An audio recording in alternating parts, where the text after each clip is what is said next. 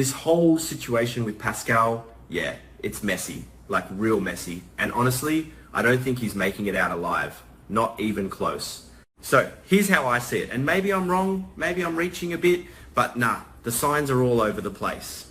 Pascal right now, he's not just some servant running errands in the castle. Nah, dude basically runs the place. Like he's the one organizing everything, keeping track of everything, moving things around. Low-key the backbone of the entire operation, while Sidwell is out here drowning in grief. And that right there, that's already dangerous.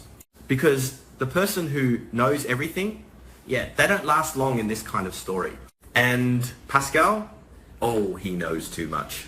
I mean, let's break this down slowly, because this is where it gets kind of wild. Marco's funeral is happening at the castle. Heavy atmosphere.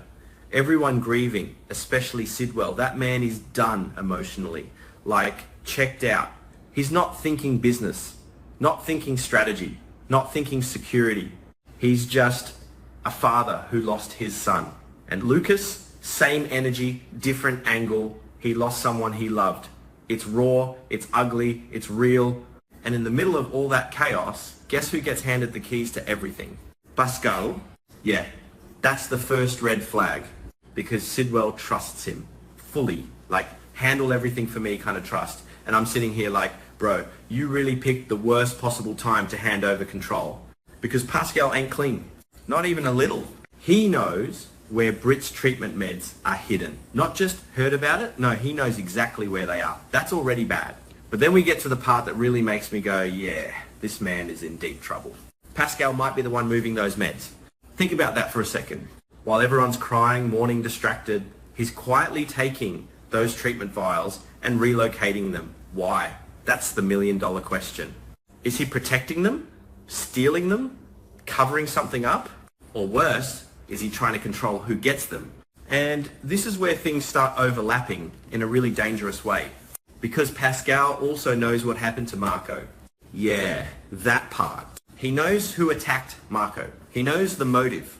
He knows the truth behind the whole thing. And that alone, that's enough to get someone killed in this world. But he's keeping it to himself. Why? Because if he talks, his own secrets come out. See? That's the trap. He's stuck. He can't tell Sidwell the truth, because then Sidwell might start connecting dots, and suddenly Pascal isn't the loyal right-hand man anymore, he's a liability. And in shows like this, liabilities don't get warnings, they get removed. Now here's where I kind of paused when I was thinking about all this, because something felt off. Sidwell asking Lucas to move in with him, that's not normal, not in a casual way. That's grief doing weird things to people. It's like Sidwell is trying to replace Marco emotionally, psychologically, maybe even subconsciously. And Pascal notices that. Of course he does. He notices everything. And I'm sitting here like, yeah, Pascal is watching a situation that's about to spiral completely out of control. Because Lucas isn't just some grieving partner. No bet. Lucas is involved. He's helping Brit, and that right there connects everything. So now you've got Pascal who knows where the meds are, who's helping Brit, what happened to Marco, how vulnerable Sidwell is. That's too many secrets in one person's head. Way too many. And then we get to the actual moment, the one where everything just collides. Pascal is moving the meds. Quiet, careful, probably thinking he's being slick, maybe even thinks he's in control. But nah, this is where his luck runs out. Because Lucas makes his move at the same time. He calls Carly.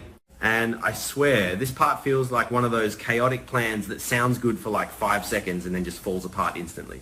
Lucas keeps Sidwell busy, distracts him, pulls him away from the funeral, keeps him emotionally occupied. It's risky, but it works at least for a moment. And Carly? She slips in. Careful, quiet, calculating. She's not new to this. She knows how to move in situations like this without making noise. But here's the thing. They didn't plan for Brit. Yeah, that part, that's where it gets messy. Because Brit decides this is her moment too. She sees Sidwell distracted, the castle vulnerable, and she thinks, yeah, I can get my meds back now. So now we've got 3 separate moves happening at the same time. Pascal moving the meds. Carly sneaking in to steal them. Brit trying to take them herself. And I'm just like, yeah, this is not ending clean. No way. Because when all three paths cross, something's going to break. And it does. Britt and Carly run into each other first. And honestly, that part, kinda interesting. Because instead of clashing, they adapt. Quick, they realize they're on the same side. Same goal, same urgency. So they team up, and that right there changes everything. Because now Pascal isn't just dealing with one threat. He's dealing with two. Desperate people. And desperation, that's dangerous. They find him, or maybe they don't even mean to. Maybe it just happens. Wrong place, wrong time. Pascal caught mid-action, holding the meds, exposed, and there's that moment, you know, the one where everything just freezes for a second. Like nobody talks, nobody moves, but everyone understands what's about to happen. And here's where I gotta be real for a second. This isn't some heroic confrontation. This isn't clean, this is panic. Because Britt needs those meds, not later now. Carly, she's committed. She's already in too deep. And Pascal, he knows too much. So what happens next? Yeah, it's not planned. It's not calculated. It's just instinct, fear, impulse, something heavy, maybe a vase, maybe something else. It doesn't even matter what it is. What matters is the moment. The swing, the impact. And just like that, Pascal goes down, and I don't think he gets back up. That's the part people might try to soften or twist or justify, but nah, I'm not going to sugarcoat it. This looks like a kill. Accidental? Maybe. I mean, they didn't walk in there saying, let's murder Pascal. That's not the vibe. But intent doesn't always matter in the moment. Actions do. And this action, it ends him. Now, here's where it gets even heavier, because this isn't just about Pascal dying. It's about what it means. Because his death ties all three of them together.